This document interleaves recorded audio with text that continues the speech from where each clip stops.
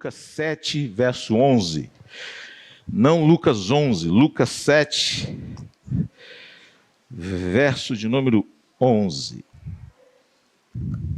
Vamos até o 17. Lucas, capítulo 7, do verso 11 até o verso de número 17. Nos diz assim a palavra do nosso Deus. Lucas 7, de 11 a 17. Pouco depois, Jesus foi para uma cidade chamada Naim, e os seus discípulos e numerosa multidão iam com ele. Ao aproximar-se do portão da cidade, eis que saía o enterro do filho único de uma viúva, e grande multidão da cidade ia com ela. Ao vê-la, o Senhor se compadeceu dela e lhe disse: não chore. Chegando-se, tocou no caixão, e os que estavam carregando pararam. Então Jesus disse: jovem, eu ordeno a você, levante-se.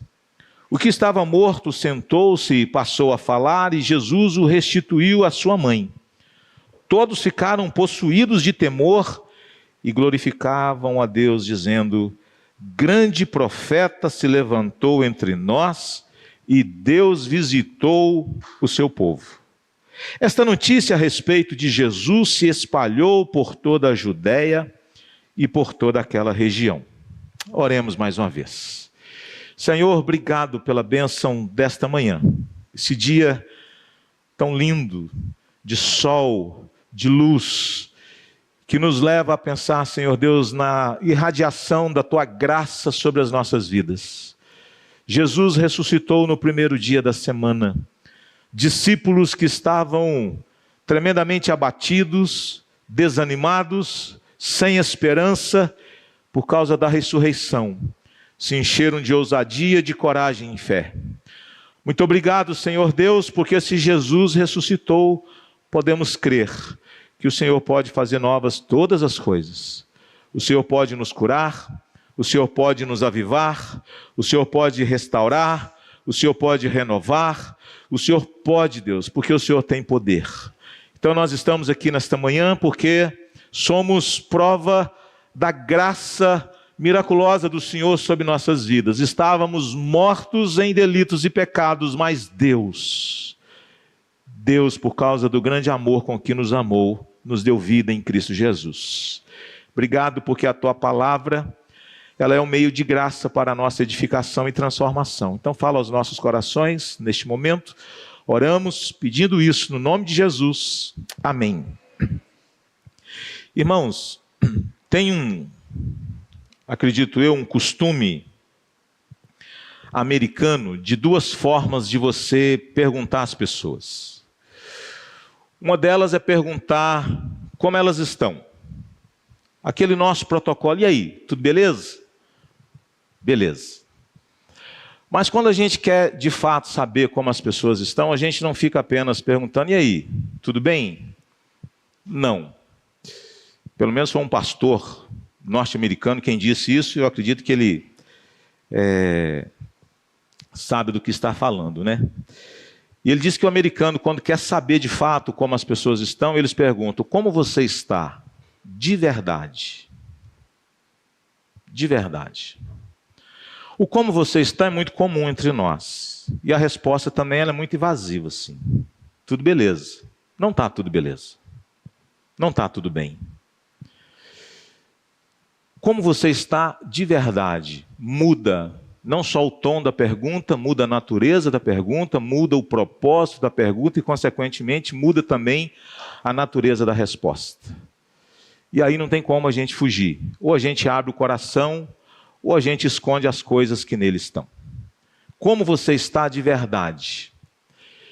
Esse texto que lemos não tem nada a esconder. É um texto que fala de perdas. Uma viúva, ela já havia perdido seu marido, ela tem um filho, sobrou o filho, menos mal.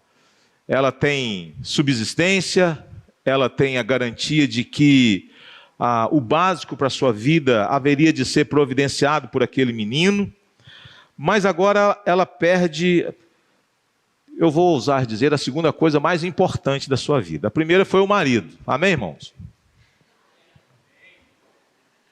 Vocês notaram que o negócio é tenso, irmão. O negócio é tenso, irmãos. Né? O primeiro é o marido. O povo não concordou muito, não. Mas vamos dizer que a segunda coisa mais importante da vida dela se foi o filho. Ou vamos inverter. A primeira coisa... Já pensou? Então não vou nem perguntar. Mas, irmãos, imagine que o marido se foi. E eu e você sabemos muito bem que, dependendo do marido, a gente fica com a sensação de que foi.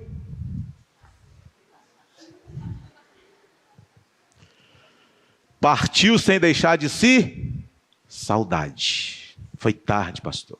O senhor não tem noção. O senhor não sabe da missa a metade, dizia as pessoas, né? Mas, então veja, irmãos, mais um filho. Filho é uma relação muito visceral, umbilical. Por pior que seja o filho, mas a morte de um filho é uma coisa que não dá para a gente descrever. Não é? A gente está falando de uma relação realmente muito profunda. Então, morre o seu filho. Então, o texto está falando de uma vida de perdas, de uma vida de sofrimento, de uma vida de dificuldades. Mas o texto fala também de restauração. O texto fala também de restituição. Algumas coisas não poderão ser restituídas mais na nossa vida. A idade é uma delas. 18 anos. 18 anos. Você tem saudade dos 18? Tem um que fala, não é? Eu estou naquela boa ideia, 51, sustância. 51. Cumprimentei a irmã Geraldina lá no fundo, vai fazer 90, já fez 90. Falei assim, passa a mão aqui, irmã. Ela falou assim, não, pastor, o senhor vai passar. Eu falei assim, amém. Amém. Me animei, me empolguei, já estou empolgado em chegar no 100. Eu falei assim, o senhor vai passar, pastor. Não é bom assim um crente animado desse jeito? Não, pastor, sei não, bobo. Acho que o senhor não vai longe, não. Misericórdia, não dá, né? Mas o texto, irmãos, fala de perdas, mas o texto fala também de restituição. Algumas coisas não voltarão mais. Os efeitos da idade, não tem como, são irreversíveis. Eclesiastes 12 diz que a velhice não é a melhor idade da vida. À luz de Eclesiastes 12, a velhice ela traz muitas limitações, muitas dificuldades, e é inevitável isso. Por isso que quando eu oro para os mais velhos, eu oro para que os anjos estejam ali protegendo. Tivemos um evento aqui ontem, a irmã Nilde, mãe de Thaís, teve um tropeção ali no salão social, no degrau, uma queda aparentemente inofensiva, sem nenhum problema. Tinha um médico dando aqui a palestra e ele verificou para ver se não havia fraturado nada. Aparentemente nada, ela sentou e não conseguiu levantar mais. Teve que chamar o SAMU, não é isso? Não? Chamou a família e levou até uma unidade hospitalar e constatou uma fratura na bacia. Procede? É isso, né? Uma fratura na bacia. 1 mês de quietude. Não é? Fiquei feliz porque idoso, quando fratura o fêmur, é mais complexo. Não é? Então, louvado seja Deus, podemos dizer dos males o menor. Não é? Mas veja, então, a gente ora pedindo para Deus guardar os nossos irmãos mais velhos. Então, não dá para a gente olhar para trás e dizer, eu quero ser uma pessoa de 18, eu quero ter o vigor dos 18. Não vai ter mais. A natureza já diz, não vai ter mais, não volta, acabou. Não é? Não dá para a gente orar, restitui, Senhor, o vigor dos 18, a saúde dos 18, sabe, a visão dos... Não dá mais. Não faça essa oração, não volta mais. Não é? A gente agora vai tomando remédio, fazendo exercício para diminuir um pouco essas complexidades e as dificuldades da velhice. Mas muitas outras coisas podem ser restituídas na nossa vida. A paz pode ser restituída, a alegria pode ser restituída, o fervor espiritual pode ser restituído, o casamento que está em crise pode ser restituído, restaurado, um filho que está longe do evangelho pode voltar. Enfim, muitas coisas podem sim acontecer por graça e misericórdia de Deus. Eu poderia falar desse texto a respeito do Deus que restitui. Dentre as coisas que o texto nos informa, está isso. Deus restituiu a vida daquele menino e devolveu a sua mãe. Mas eu quero levar você a pensar em outros atributos de Jesus, porque parece que Lucas, no capítulo 7, ele tem uma preocupação. A preocupação dele, ela tem como objetivo responder à pergunta que se encontra no verso 49. No verso 49, tem uma pergunta que diz assim: os que estavam com ele à mesa começaram a dizer entre si: quem é este que até perdoa pecados? Então, uma pergunta está sendo feita no final do capítulo 7, e parece que Lucas está relacionando aqui estes milagres, a fim de responder: quem é este? E a pergunta pode parecer ingênua, pode parecer simplista demais, mas naquele contexto, dadas as circunstâncias da expectativa que havia em prol do Messias, não era uma pergunta simples, era uma pergunta complexa. Porque os judeus esperavam o Messias, mas esperavam o Messias não que fosse o Deus homem, esperavam o Messias que fosse o homem. Isso muda muita coisa na perspectiva messiânica daquelas pessoas. Porque um judeu não conseguia imaginar dois deuses, e de fato não existe dois deuses, existe apenas um. Mas nós afirmamos que o único Deus que existe, ele subsiste em três pessoas. É o que nós chamamos de trindade, mas os judeus não creem na divindade de Jesus, como eles também não creem na divindade do Espírito Santo. Então, para um judeu, Jesus não pode ser Deus e o Espírito Santo também não pode, porque isso conflita com aquele entendimento que eles têm de que existe apenas um Deus. Mas a pergunta é: mas ele não é só homem, porque ele faz coisas que os mortais não fazem. Ele cura pessoas, ele ressuscita pessoas, e agora ele faz algo que só Deus pode fazer, que é perdoar pecados. Quem é este que até perdoa pecados? Porque na cabeça dele só Deus tem esse poder de perdoar pecados. Então temos aqui uma pergunta: quem é Jesus? E é interessante, irmãos, porque nós podemos ter respostas assim, as mais vazias e evasivas possíveis. Tem gente que é a fim de querer dizer que Jesus é um monte de coisas, de Jesus é tudo, não é? Jesus é o cara, Jesus é isso, Jesus é aquilo, e às vezes nos falta uma compreensão mais singela, mais ortodoxa, mais confessional a respeito da pessoa de Jesus. E a igreja, às vezes, ela pode ensinar pouco sobre Jesus.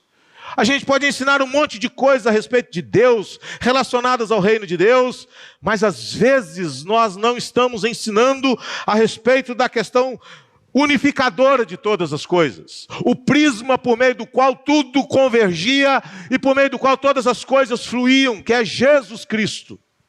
O apóstolo Paulo, quando fala à igreja de Corinto, ele diz: eu procurei nada saber entre vós, senão de Jesus Cristo, não sábio, não filósofo, não curandeiro, mas o que fracassou na perspectiva do grego, o crucificado. É sobre esse que eu me propus a falar a vocês. O texto, então, tem a nos ensinar algumas coisas a respeito de quem Cristo é. E ele, então, vai nos dizer, e eu coloco aí do versos 11 e 12, quem é este? Ele é o Deus onisciente. Eu coloco o Deus onisciente porque o texto me leva a pensar não a respeito de uma circunstância ocasional, não a respeito de algo que aconteceu sem uma previsão, sem uma antecipação, sem um conhecimento de Jesus a respeito não só de Naim, mas a respeito de uma viúva, uma mulher discriminada, subjugada, que está saindo da cidade, e os cemitérios tinham que ficar fora da cidade, e quem morria tinha que ser sepultado, como o nosso caso aqui. Dentro de 24 horas o menino tinha que ir para o túmulo. Não podia passar. Então o texto diz, pouco depois Jesus foi para uma cidade chamada Naim. Não aparece em nenhum outro lugar da Bíblia essa cidade, só aparece aqui. A gente não tem muitas informações a respeito de Naim, mas é uma cidade pequena, uma cidade murada. E Jesus então, intencionalmente, ele resolve caminhar cerca de 40, 50 quilômetros de Cafarnaum. Era uma longa viagem para quem ia a pé. Ele resolve ir para essa cidade e tem uma multidão com ele quando ele chega no portão da cidade. Alguém poderia dizer, gente do céu, mas que coincidência extraordinária. No momento exato, no momento oportuno, se Jesus chega 20 minutos depois, o menino está debaixo da terra, está sepultado. Jesus chega exatamente naquele momento, porque ele sabia, era-lhe necessário passar por Naim, porque ali não havia uma multidão que precisava de consolo, ali havia uma mulher que precisava de uma visitação da graça de Deus, uma mulher que precisava de restituição, uma mulher que precisava ver um milagre de Deus na sua vida. Jesus sabia quem era essa mulher. Jesus conhecia a realidade e a dor dessa mulher. Jesus conhecia profundamente qual eram as necessidades mais profundas daquela mulher. Assim como em João 4, João diz que era-lhe necessário atravessar a província de Samaria.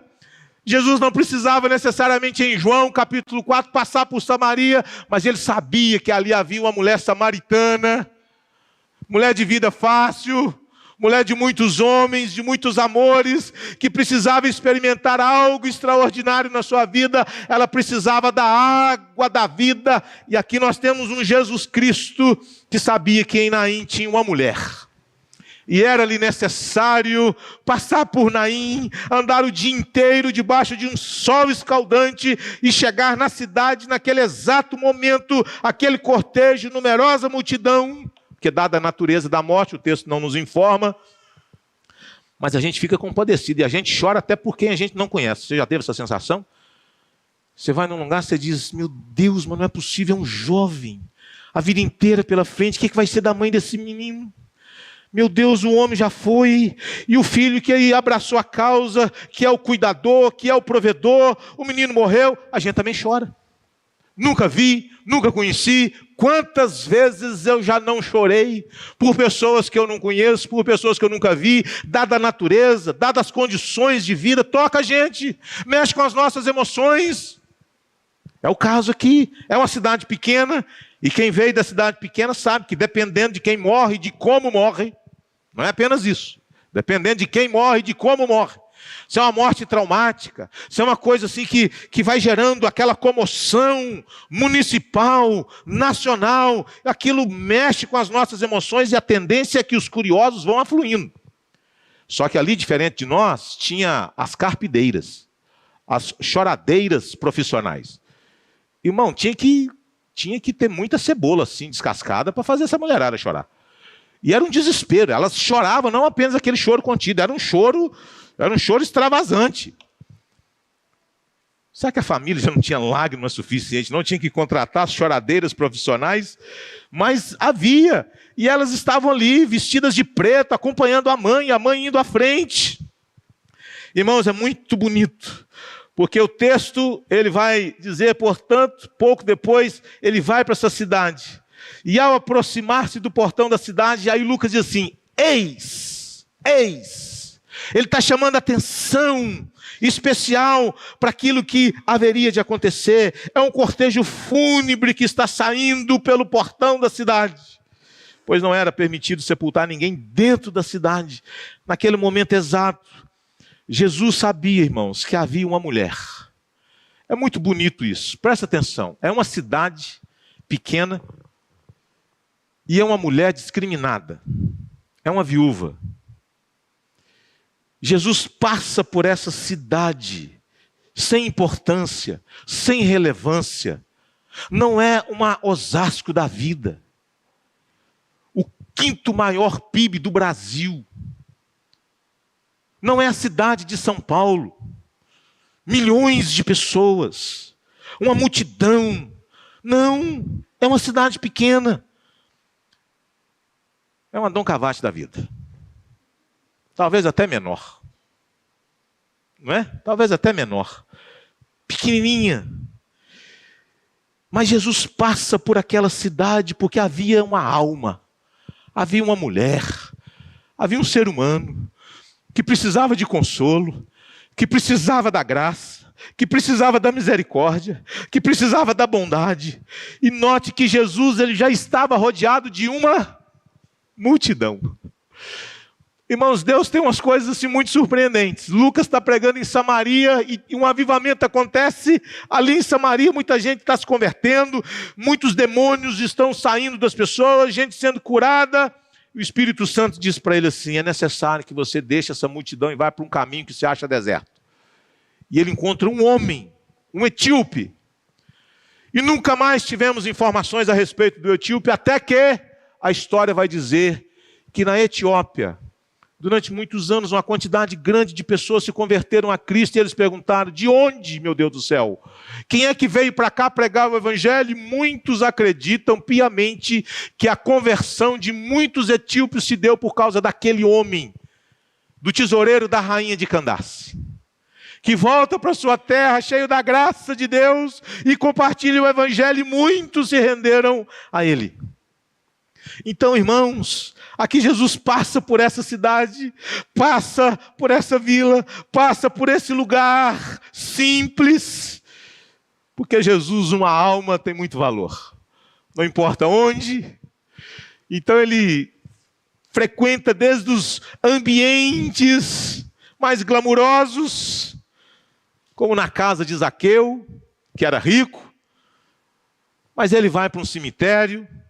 Ele passa por uma cidade pequenininha, porque Jesus é assim, irmãos. Não importa o lugar, porque para ele o que vale são as vidas, são as pessoas e não a condição social delas. É uma mulher, é uma viúva, tudo ruim, tudo contra, tudo desfavorável. Se é a madame da cidade, poderia dizer: está mal intencionado esse Jesus. Mas não é o caso. Ele é onisciente, ele conhece, ele sabe. Quantas mulheres não estão aí pelas nains da vida? Quantos homens e mulheres, jovens e adolescentes não estão aí pelas cidades da vida, em bairros tão distintos da vida? Será que Jesus se importa comigo? E será que Jesus tem a capacidade de olhar por uma pessoa que nasceu numa família sem nenhuma relevância, que vive numa cidade sem nenhuma importância? Será que Jesus tem a capacidade de passar por aqui, pastor? Ele passou por Naim. Ele pode passar por qualquer vila e aldeia como ele fez. Jesus ia por todos os lugares, pelas cidades e pelas aldeias. Ele é onisciente, ele sabe onde você está, ele sabe quem você é, ele sabe o que eu e você necessitamos. Louvado seja o nome do Senhor. Mas há uma outra qualidade, um outro atributo de Jesus. Ele é o Deus que se compadece e consola. O verso 13 vai nos dizer que Jesus, então, ele vendo a mulher, não é? Ao aproximar-se do portão da cidade, eis que saiu o enterro do filho único de uma viúva. Lucas dá esses detalhes para mostrar assim, a dramaticidade da situação. Não é uma família numerosa, não é uma mulher de muitos filhos, para a gente ter uma dimensão do sofrimento, da dor dessa mulher, e vai descrevendo. É o filho único de uma viúva. É ladeira abaixo, irmãos, na dor, no sofrimento.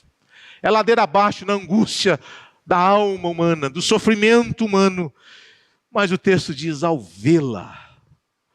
Ô irmãos, eu não sei o que você sente quando lê uma coisa assim, mas isso me toca profundamente. É o Jesus que tem a capacidade de nos ver.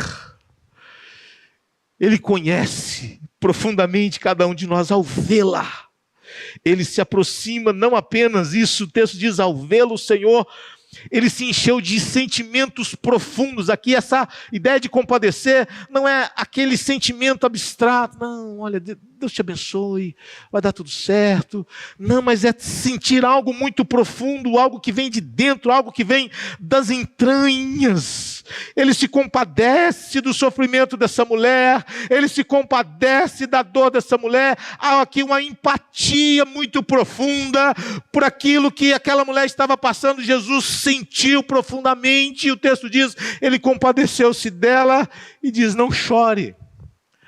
Aqui é a mesma palavra que vai aparecer no capítulo 6, no verso de número 13. Não, em Lucas 6, quando Jesus disse no verso 21, bem-aventurados vocês que agora choram, porque vocês haverão de rir. Então ele está dizendo, não chore, o seu choro vai ser transformado rapidamente em alegria. Irmãos, é extraordinário, não é? Calma, não chore, porque você haverá de rir. E haveria mesmo, porque o menino ia ser ressuscitado.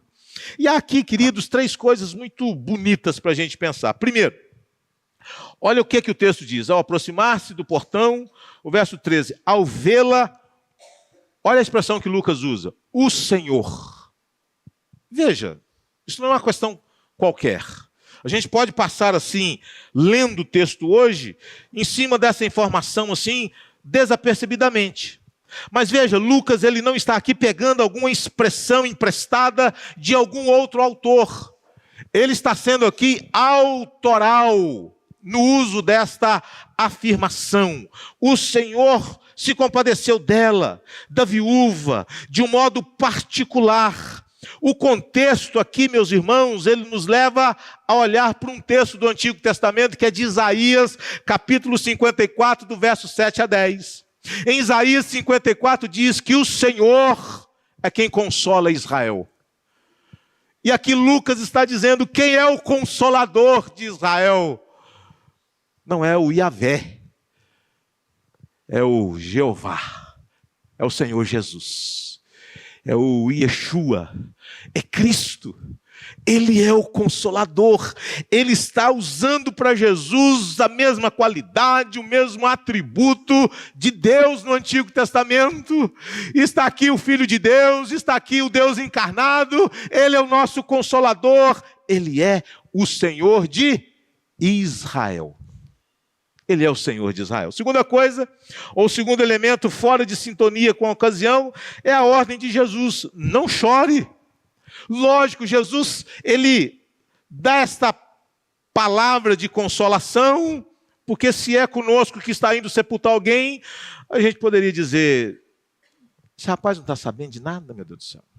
Me pediu uma coisa absurda dessa? Como não chorar pelo meu filho?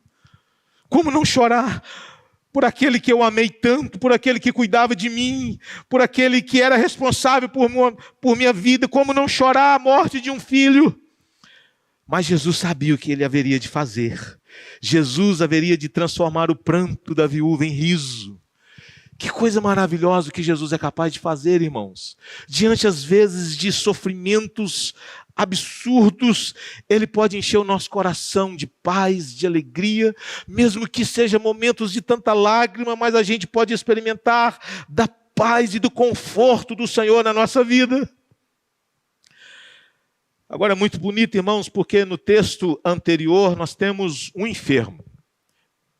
E temos 2 grupos de pessoas que intercederam a Jesus para que Jesus curasse o servo do centurião. No caso da viúva, ninguém intercedeu. Ninguém pediu. Ninguém foi até Jesus e disse, Senhor, faça alguma coisa. Senhor, tem misericórdia. É uma viúva, é uma mulher sofredora. O Senhor tem poder, o Senhor pode. Ninguém intercedeu, ninguém orou, ninguém foi até Jesus. Ele intencionalmente se compadeceu daquela mulher. Não precisou de uma oração sequer. Não precisou de corrente de oração.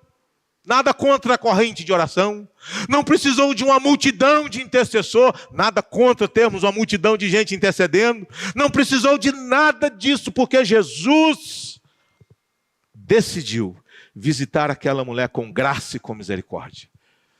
Porque Jesus é assim, irmãos. Não é?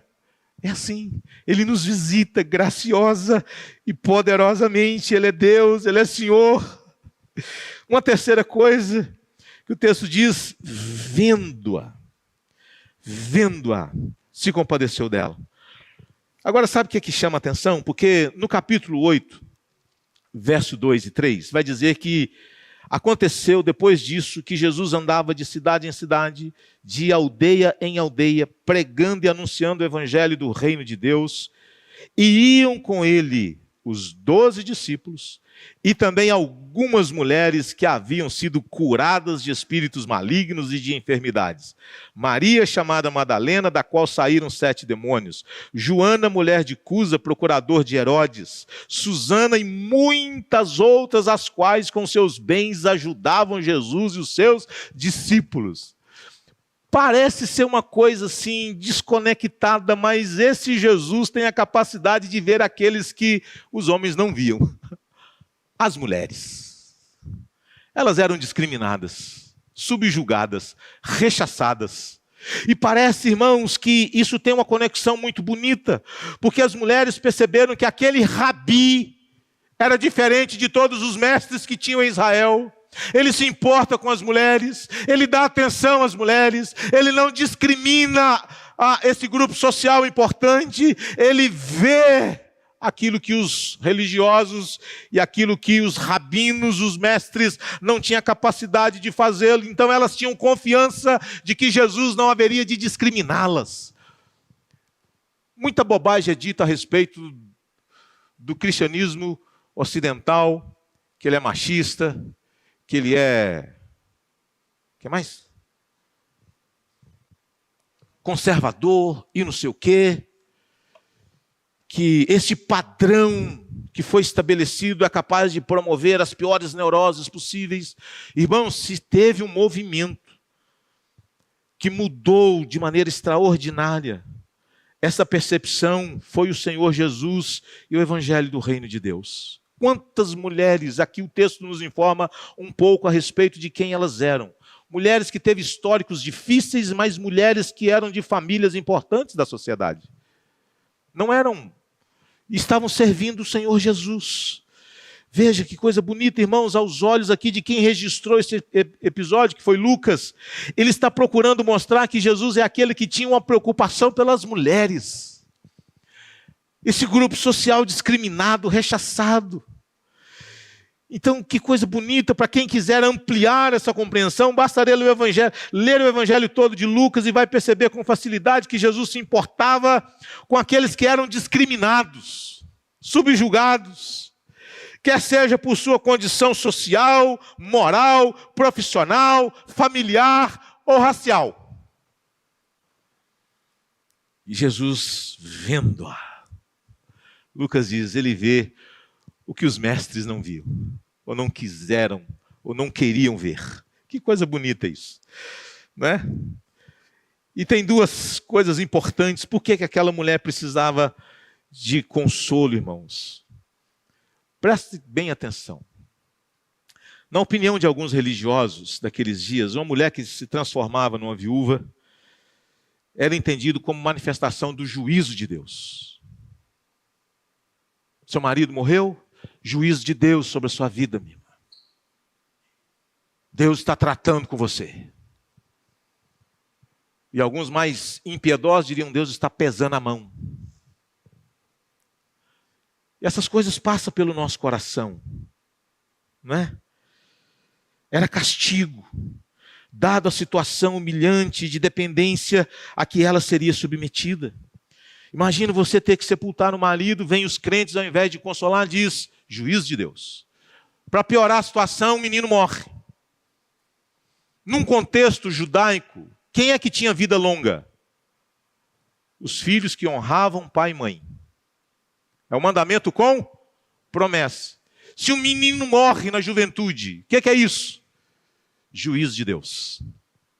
Então aquela mulher não tinha escapatória.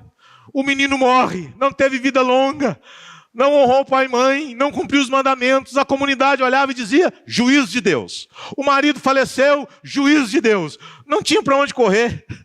Não tinha escapatória. Era julgamento em cima de julgamento. E Jesus olha para aquela mulher e diz, há alguém que precisa de consolo, de conforto, uma mulher discriminada e subjugada. Agora veja, irmãos, nós podemos ser tentados a pensar coisas assim. Os amigos de Jó fizeram isso com ele. Você pecou duramente, Jó, contra o Senhor. Para ele pesar a mão desse jeito na sua vida, Você deve ter cometido pecados horríveis diante de Deus. Irmãos, nós estamos o tempo inteiro pesando a mão sobre as pessoas. E o sofrimento, ele passa a ser visto como juízo, consequência de pecado. Deus está pesando a mão. Essa mulher convivia com coisas assim. E Jesus passa ali e diz, não chores. Terceira coisa, irmãos, está aí no verso 14, 15. Quem é este? Ele não é apenas o Deus onisciente. Quem é este? Ele não é apenas o Deus que se compadece e consola. Quem é este? Ele é aquele que tem autoridade sobre o poder da morte. Este é aquele que tem autoridade sobre o poder da morte. O verso 14 e 15, chegando, tocou no caixão, não poderia. Se a qualquer ser humano ficaria impuro por alguns dias. E ele tocou no caixão, não é um caixão como o nosso. Bem feito, elaborado. Às vezes tem gente que chega a pensar que poderia ser até uma espécie de uma rede onde estava sendo transportado o menino, mumificado, enfaixado. Né? Outros pensam que talvez poderia ser uma tábua. Mas ali o corpo visível. Não enfeitava como a gente, enchia de flores, enfaixava. Lembra que Lázaro, Jesus diz, Lázaro vem para fora, as pessoas tiveram que vir tirar as faixas, porque era o procedimento normal. Não é? Então ele toca no caixão, no esquife, por isso esse nome diferente, né? Mas era aquela tábua, alguma rede, o corpo ali visível, e ele dá uma ordem extraordinária. Jovem, eu te mando, levanta-te. No grego aqui, esse levanta-te seja levantado por Deus. Essa expressão de autoridade de estancar o cortejo da morte. De estancar esse cortejo fúnebre. Somente o autor da vida tem esse poder de chegar e dizer, Lázaro vem para fora, jovem eu te mando, seja levantado por Deus. E o jovem se assentou, não é? E passou a falar. Oh, oi mamãe, o que está acontecendo mamãe? Meu Deus, o que é isso? Essa multidão, é aniversário? É aos 15 anos? O que foi? É celebração? O que está acontecendo? Mas a primeira pessoa que ele vê não é a sua mãe. O primeiro rosto, depois de voltar a ter vida, é o rosto de Jesus Cristo. Oh, irmãos, que coisa bonita. Que coisa linda. Esse relato, ele tem aqui uma proximidade muito grande com aquilo que aconteceu no Antigo Testamento.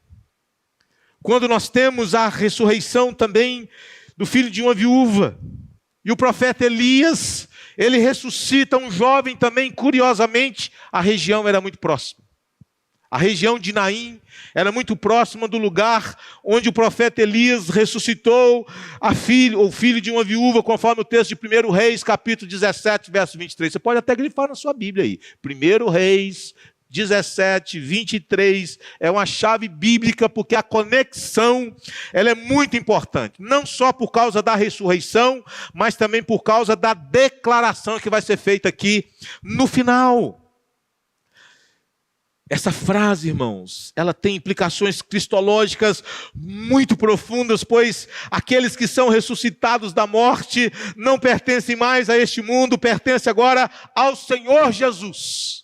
Por isso que o texto tem até uma linguagem muito bonita. Jesus o restituiu à sua mãe, o devolveu à sua mãe. Ele pertence a Cristo, ele foi levantado dentre os mortos. Ele foi redimido. Jesus demonstra aqui a sua intolerância com esse aguilhão da morte. Ê, morte! Como que ela nos machuca. Como que ela nos fere tão profundamente. E esta é a primeira das 3 ressurreições que Jesus vai fazer nos evangelhos. Muitos morreram, né, irmãos? Será que Jesus ressuscitou muitos outros? Talvez. João diz que Jesus fez milagres assim que no material que tinha na época não dava para registrar. Eram muitos. Mas nós temos 3 que foram selecionados para mostrar que este é aquele que tem autoridade sobre o poder da morte.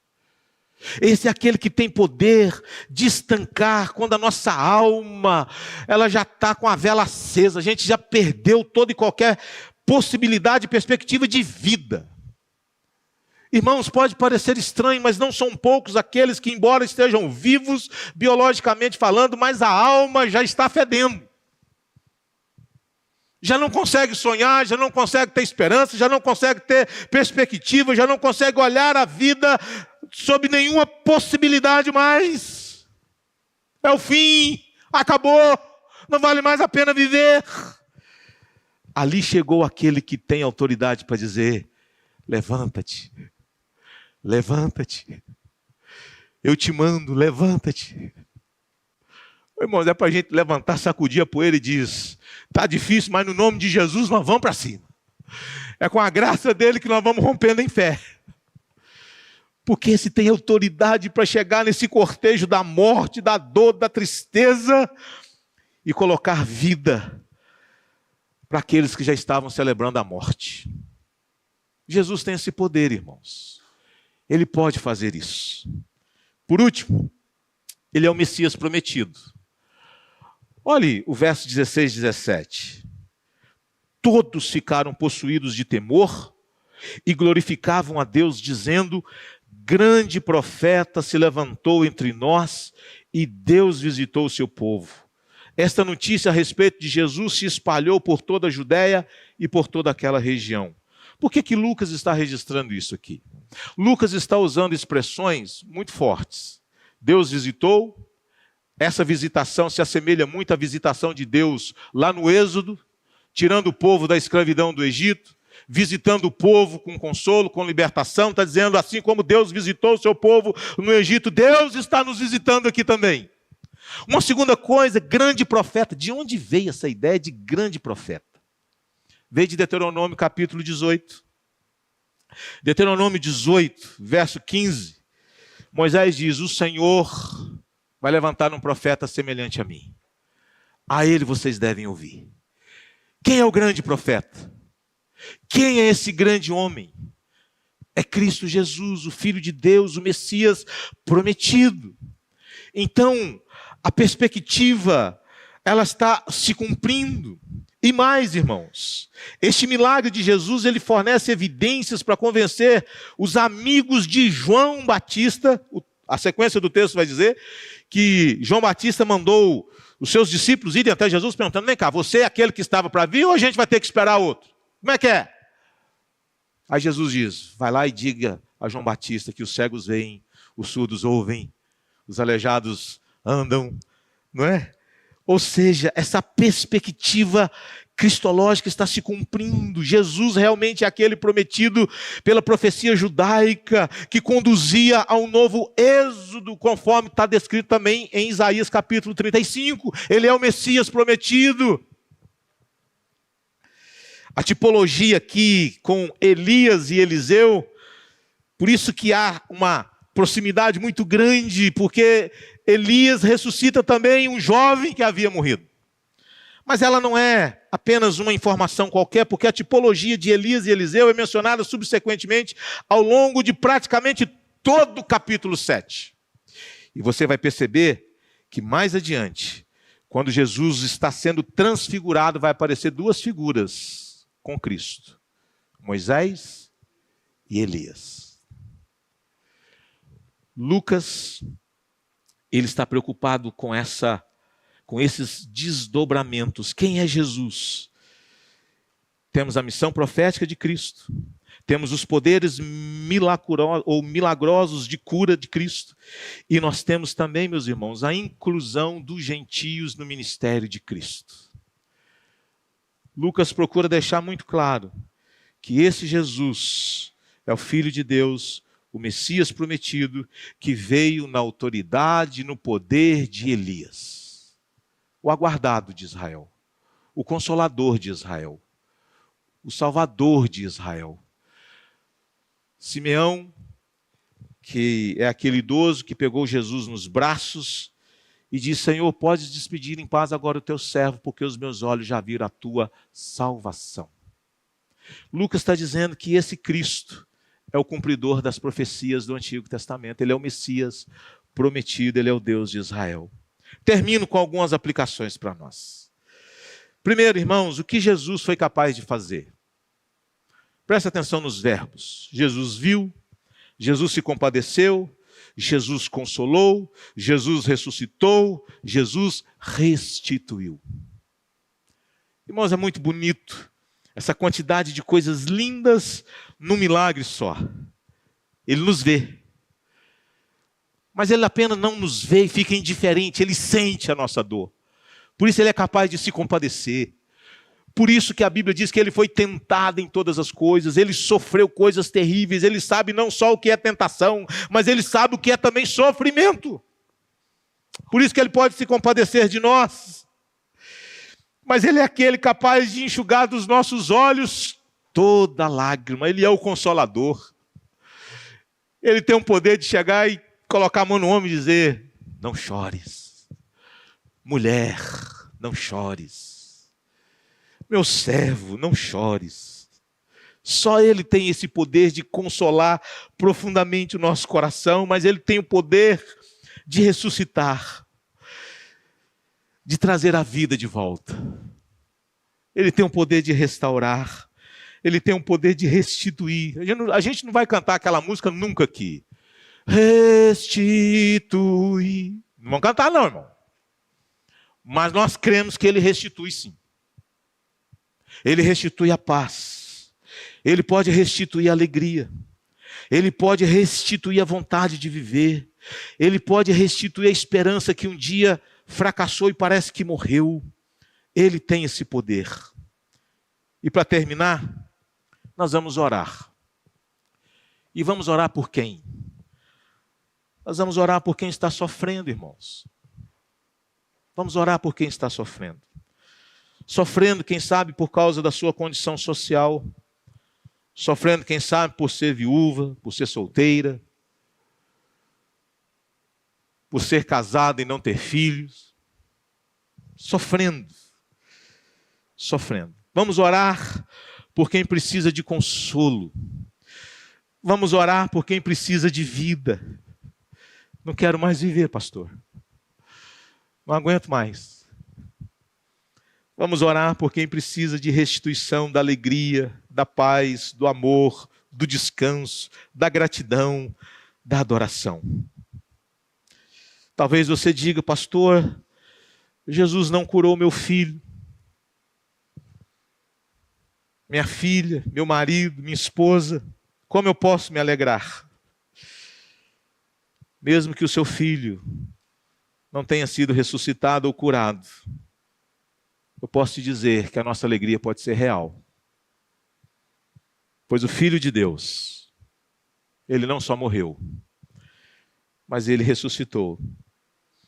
E por isso podemos ter esperança de paz, de consolo e de alegria no Senhor. Se você se enquadra em alguma dessa condição aqui, eu quero convidar você para se colocar de pé. E vamos orar, irmãos. Senhor, Tu conheces a minha vida. Quanta dor, quantas feridas, quanto sofrimento. Talvez não tenha ninguém aqui que esteja nessa condição. Mas se você se enquadra em algumas dessas condições, eu quero convidar você para se colocar de pé e nós vamos orar e terminar. Em nome de Jesus.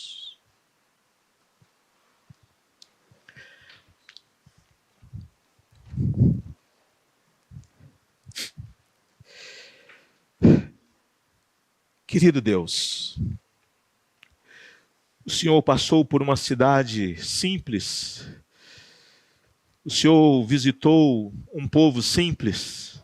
O Senhor passou por um lugar que havia uma mulher humilde, discriminada, subjugada, sofrida. Uma mulher que já não tinha marido e agora não tinha filho. Meu Deus, o Senhor conhece o nosso coração. O Senhor sabe do que cada um de nós tem enfrentado dia após dia. As lutas, as dores que estão tão profundas, cicatrizes que talvez, ó Deus, elas foram cicatrizadas superficialmente, porque o histórico de dor, de sofrimento foi tão grande. Meu Deus, o Senhor sabe a realidade de cada um de nós que aqui está dentro desse ambiente. O Senhor sabe a dor de um pai, de uma mãe, de um filho, de uma esposa, de uma viúva, de um casal, Senhor Deus, que às vezes tem sofrido tanto por querer ter um filho e não conseguem. E às vezes nós que deveríamos ajudar, consolando, nós pesamos a mão. Nós às vezes julgamos as pessoas, discriminamos as pessoas por causa da sua condição social. Meu Deus, em nome de Jesus, nós estamos aqui para dizer ao Senhor que nós precisamos dessa visitação do Senhor. Nós precisamos, ó Deus, da Tua cura, precisamos do Teu consolo, nós precisamos, ó Deus, de restituição.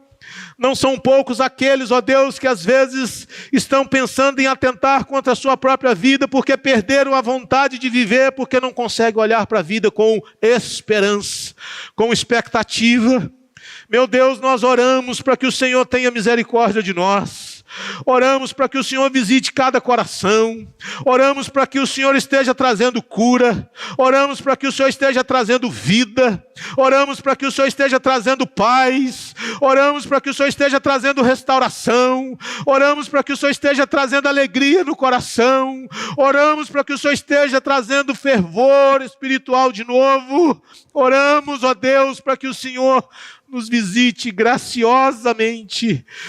Deus, em nome de Jesus, aquele povo ficou maravilhado, louvou o Teu santo nome e declarou: o grande profeta se levantou entre nós e Deus visitou o seu povo. Deus, que nós possamos sair daqui com esta certeza no coração de que o Senhor visitou o seu povo hoje, de que o Senhor trouxe cura, trouxe paz, trouxe alegria, em nome de Jesus. Tu podes fazer isso, Senhor, e nós oramos por isso, no nome bendito de Jesus. E para a glória do Senhor Jesus, quantos jovens, ó Deus, estão prostrados, e nós oramos para que sejam levantados no poder de Jesus, para viver para a glória de Jesus, todos os dias de suas vidas. Quantos filhos desviados, meu Deus, oramos para que o Senhor restaure, oramos para que o Senhor os traga de volta, em nome de Jesus. Oramos por isso, Senhor. Oramos por casamentos transformados. Oramos, Deus, por famílias restauradas. Oramos, meu Deus, em nome de Jesus. E para a glória de Jesus. Queridos irmãos, que a graça maravilhosa do nosso Senhor e Salvador Jesus Cristo, que o eterno amor de Deus, nosso Pai, e as doces e eternas consolações do Espírito sejam com todos, e com toda a igreja de Jesus, hoje e sempre. Amém.